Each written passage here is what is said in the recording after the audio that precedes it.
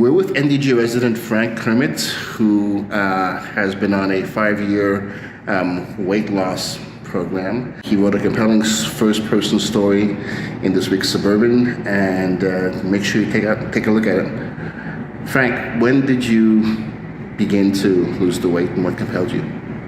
About April 2020, I was 460 pounds, and I wasn't getting any smaller. Got a call from my doctor, and he says, "Frank, you have diabetes." And that, for me, was the moment where I said, okay, this has to change.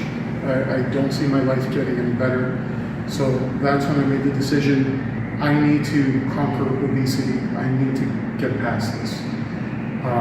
Started making changes right away, and I gotta tell you, this was the hardest thing I've ever had to do, because I didn't just focus on the physical aspects, losing weight, building muscle.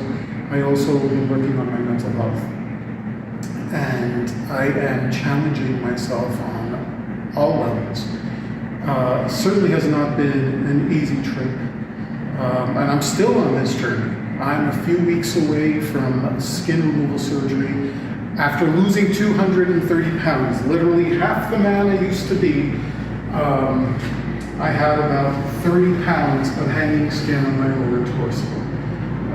Constant pain, moving, trying to maintain balance. I work a physical job now, and that's been part of this process, committing to working a physical job. And once this surgery happens, I will, once again, through that recovery, I'm going to have to start rebuilding my body again.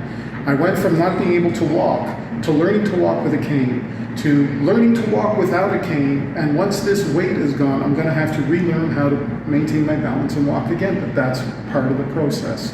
It's not been easy. Keeping the weight off is a separate battle than losing the weight, and I'm still working on both. I have a GoFundMe set up to help pay for the surgery. I got to raise about $5,000 to $6,000. That's going to pay for the anesthesia as well as the reconstructive plastic surgery.